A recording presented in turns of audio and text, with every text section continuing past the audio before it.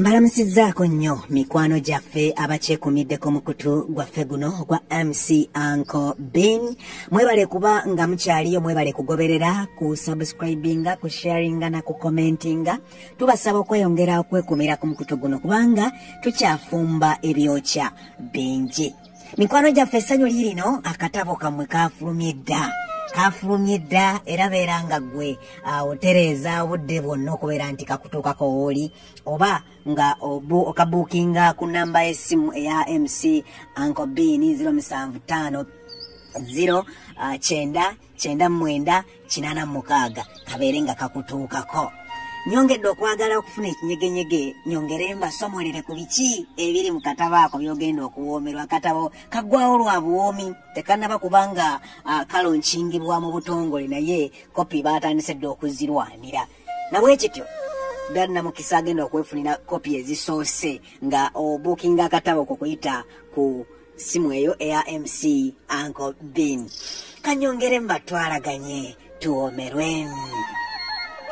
Nga wakayitawo dimansi nga 2 nsi yaleeta yawemukira musumba munnooyo n'amugoba ku kkanisa y'Essikulwa ng'abojjera ddala enswaye gye yali amaze okusaayira. Ye mwana muwala ng'awoza kimu muleppuke anti teyaggwerwangako ka ssente nga ne bwayo yakaleega mapuubo ka bukadde 3 ow'ensimbi. Nsi yaleeta olw'okulaga nti musajja mmekete ng'ensimbi asola. Oluusi omuwala yayoyanga n'okuyoya oba okwerwaza naddala ku lunaku olwa Ssabbiiti endiga lwe ziwaddeyo ebirabo eby'omuzinzi ng'agera nsi yaleeta yakava ku katuuti ng'akubirawo essimu nga bw'akema ng'ekimbe bwe kimugwiridde mu ddoboozi eggwe weevu nti "Tsatsi, seewulira bulungi, tusabayo ku ssente." Era ng'essimu eba tennabugumya na kifo ng'omudidi gwagguse dda.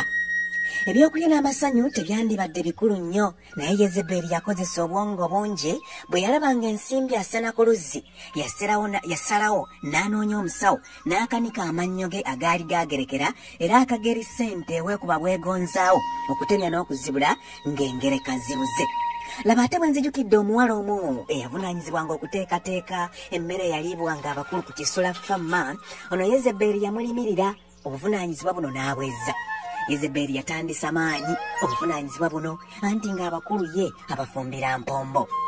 Mu mpombo zino mwe mwabanga n'olwansi yaleeta olwajjanga nga lulambe ekyali kyolekera ddala nti enfumba yaalwo yabangamu enkizo.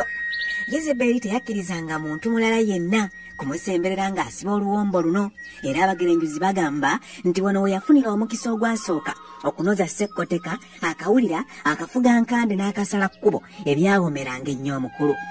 Okumanya ennakyala yalina omupango, emmere y'abakulu yagifumbira akaseera katono ddala olwakakasa nti omutego gukwasizza eby'okufumba ng'abikuba oluku mu mutwe. Kisajja kyattu Kipiisuula kyayongera okutakula omutwe nga nti ayagala okukakasa ddala oba omusumba ono omulamba yali akkakkanya ku ndiga ye n'agiganza. Kye yakola yasooka n'akyala ewa mukwano gwe Yezeberi nga bwe yakolanga n'alumika essimu yali emukubidde.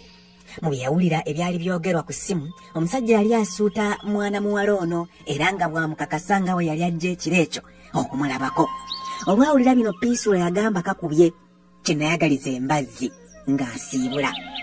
Akazigo ka Yezeberi kaali mu kikomero omwali netti ly'omuyembe omwagaagavu. Obudde bwali bw'amasuni, kale ng'ebweru tetiisa nnyo. Piisuula yeegoma mu tti ly'omuyembe lino aketta essajja eryali lijja okusanyusa mukwano gwe. Aba yakayimirira mu tti mu kazikiza eddakiika nga 3 agenda okuwulira ensanafu zimuwalampye mu mpale ziri mu kumukolako mikolo. Okukyusa amaaso nga ne Yezeberi abandula oluggi agenda mu kalwaliro akaali kaliraanyeewo. Olw'okuba omuvubuka yali yasiibudde dda, yaguma ne zimuluma nga teyeenyeenya anti ng'atya okuswala eri mukwano gwe gwe yali yasiibudde dda. Yalabiriza mpola Yezeberi nga ggwerayo n'amugobereza amaaso ng'agenze ku kalwaliro. Kino Piisuula kyamutakuza omutwe anti nga yeebuuza omuntu gwe balagalaganyizza okujja okulabako ekiro kino nga mulamu tteke ate kiki ekimutwala mu ddwaliro. Aba akyewuunaganya omuntu mu mutima gwe n'amwanukula nti omanyi otuba balina olutabaalo lwe bagendamu, bw'oba osuubira amafumu ogulengabo n'ekubeera kumpi. Piisula yalema okutaputa amakulu agaali mu bigambo ebyo olw'okuba mu tti ly'omuyembe waaliwo ensanafu yeeseebulula nga Yezeberi tannadda n'ayemerera mu muti omukiru ogwali ebusukka kkubo mu ddembo wano nga kyali kyangu okulaba omuntu ayingiza emmotoka mu kikomera kya Yezeberi engeri omwezi gye gwali gwememula. Era ne Yezeberi teyabandaala ng'akomawo nga ye waali amukenga. Piisula aba akyakandaaliridde ng'atandisa n'okutema ebisiki ne ziwomattula eri emmotoka ne yeefubitika ekikomera agenda okujekkaanya nga yeeya nsi yaleeta era nga yagyevugira. Eddenzi olwafuluma obujulizi lyeseebulula bulungi ne liva mu muti mwe lyali lyekukumye ne lidda ewaalyo nga bwe likubisa obufaananyi nga libwoza ku biki ebyali bigenda mu maaso ewa Yezeberi n'engeri enjiri gye yali egenda okutabamu ekiro ekyo. Enkeera Piisula yalumbirawo Yezeberi engeri gye baali batera okusaaga, yamugamba nti omusajja gw'alina w'amaanyi nabwe kityo asaana afune ennyumba enneneko etegeerekeka. Omulenzi yasubira omuwala okumubuuza engeri gye yategeddemu omusajja we naye teyabinyega, yawuliriza buwuliriza kirowoozo era ne kimusanyula nnyo. Mu kiseera kino nsi yaleeta ewa kaddulubaale yaddangayo bbalirirwe ng'ebiseera ebisinga abimala wa mwana muwala ono, bw'atyo ne mwana muwala yafuna omukisa ogumutegeeza ku by'okusenguka. N'omukulu teyasibamu ng'amubalira nsimbi ng'atandika kuwenja nnyumba yakusengukiramu. Yezeberi yabirowoozaamu okulekulira mukwano gwe Piisula abadde amumalako ekiwubaalo oluusi n'okumufumbirako n'alaba nga tekikola. Bw'atyo nga bali wamu n'ensi yaleeta baamusaba asenguke nabo era ne bamulagira ebintu bye yalina mu nju abirekemu. Omukozi omulala omupya eyali yakajja ku Kisula TV abikozese. Wano baamusuubiza okumuddizaawo nga batuusizza ekiseera ky'okwawukana naye era ne bamulagira abiwandiike abibalirire. Mpozi TV ye gye yali yakagula Yezeberi yagimusaba n'agitwala ku Shamuka Restaurant gye yali akoze okumpi n'ekkanisa y'e Kanabba ng'amusuubizza okumuwaamu ensimbi oluvannyuma z'ataamusasula. Ekyokusenguka kyakalubiriza nnyo Piisula engeri gye yali amanyidde okukyazanga kabiri nageewe. Yalabira ddala ng'alinga agenda mu kkomera. Munnange teyalwa ng'ayita mwagalwa we ng'abimuyitiramu. Kamaama olwabiwulira nga kooza ku mmunye eno nga bwe kamugaana okukkiriza kino. Baasula beekejja ekiro ekyo nga beefaanaanyiriza nkuba kyeyo asiibula oweewuwe lw'anaazingula era obudde bugenda okusaasaana ng'omuwala amaze n'akkiriza okusaba kw'omulenzi. Piisula yazingula ne yeeyunga ku Yezeberi baba baakatambulako omwezi nga gumu. Nsi yaleeta yasulanga olumu n'olumu yasiguukulukira ddala n'ava ewa kaddulubaale mu maka ge, yavaayo n'engoye ensaamusaamu n'azikkata ewa Yezeberi n'asiisirira ddala awo. Olusisinkana Piisula lwe yali asembeeyo okulaba muganzi we lwali lwa muggundu anti yamutikka nettu. Mu kwagala ebyonoonese Yezeberi yalimmo. Ne ku luno olwakimanya nti muganzi wa Piisula muzito yayitirawo omuvubuka bukubirire n'amutuuza n'amugamba nga bw'akyali omuto ebyokuwasa byesonyiwe era n'amugamba nti wadde muganzi wali lubuto amukyawe.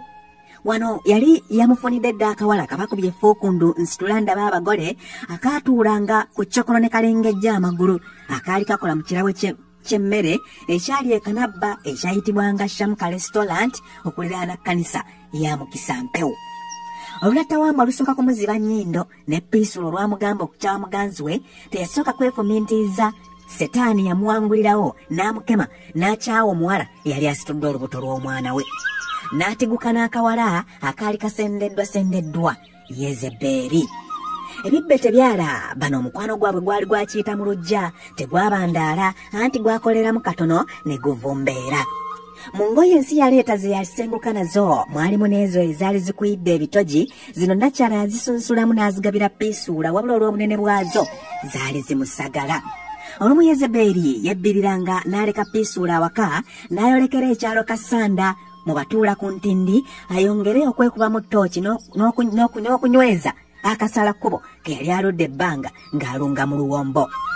Yezeberi bwe yakitegeera nti ye muganzi aliko ewansi yaleeta ebyenkukutu yabikoowa kyeyakola ng'ateesa n'olumu ku lupapula lw'amawulire olwafulumanga nga lukuba eggulire ng'omusumba bwe yeeboota endiga ye. Amawulire gano gaasaasaanira eggwanga okumala akaseera ng'olwo ne Yezeberi waali awoza kimu nti otyo era wano yeekukunulayo gye yali amaze ennaku n'agenda butereevu mu kkanisa mu bitiibwa engeri kaddulubaale gye yali tannalinnyayo gye yali takyalinnyayo. Bannamawulire anti obamanyi babayita bampulidde kamenya baasavuwaza lubaale kaseego ono eyali alinnye ku musumba. N'omusumba olwamanya nti Kajjampuni abalagadde mu bbwa yalinnya ku katuuti n'atandika okukonjera mukyala we Kaddulubaale ebigambo. Wabula Setaani ayina ettima. Nsiyaleeta yategeeza endiga nga Kaddulubaale n'abaana bwe baali baagala okumutta banyaga ettaka ly'ekkanisa y'e Kanabba. Era bino byonna okwogerwa nga Yezeberi yamuwadda n'amagezi n'abajja ku lukalala lw'abalina obuvunaanyizibwa ku ttaka lino. N'ensimbi ezaali nga zibaweerezebwa buli mwezi ng'ensako nazo ne zikutulwako. Nsiyaleeta yayongera ne yeewolereza nga bwe yali amaze emyaka 6 nga tasula waka mbu ng'asula mu woteeri so nga kaaba nga kazigo ka Yezeberi. Bulijjo tosalanga gwa kawala nga tonnawuliriza gwa kalenzi. Bannamawulire baanoonya Kaddulubaale naye abeeko kyayogera. Ono baamusanga mu maka gaabwe ekkwano gye lyabattiranga n'Ensiyaleeta nga tannaba kukongojja kaseegu. Yakakasa obutakwatagana obwaliwo era n'ategeeza nga bba bw'amaze ebbanga nga tasula waka gattako n'okusuulira obuvunaanyizibwa bwe nga taata. Yayongerako nti olumu lwe yasembayo okumulaba awaka yamusanga atudde mu ddumbiizi n'ayita abaana bonna n'abategeeza nga bw'ayawukanye ne nnyaabwe bambi baakanda kumwegayirira na kumubuuza nsonga nga tagirina bukitawe amazzi ga jjulujjulu. Nsiyaleeta ali musumba yayagalanga ennyo okubuukira buli kintu ekibaawo mu ggwanga. Leero nga yabaddeko omuntu gw'awalana ng'amusimbirako ddala enjiri okukira nkwatte tante. Ne ku mulundi guno bwe gwali enjiri yagisimbulizanga mu maka ge mwennyini wano weyeekubira endobo nga bwe yali amaze emyaka egiwera nga mukyala we tamukombya ku kakyagera. Abalungi abawuliriza MC Uncle Ben YouTube channel, ke katabo kafaako bwe bunyuvu obumu ku bukalimu bingi nnyo besisobola kumalirayo wano olwakadde akatono okufa. Nebeera nga weekwata kopiyo bookinga kopiyo kuba akatabo kafulumye dda ku 0750 999 86 obeere ng'oyogera butereevu ne MC Uncle Ben. Mubeere nga naawe weefunira kopiyo obeere nga okaggwa ennyalwe. Mukama bamperere munjagaliza tusisinkane mu comment section. Mukama abakuume.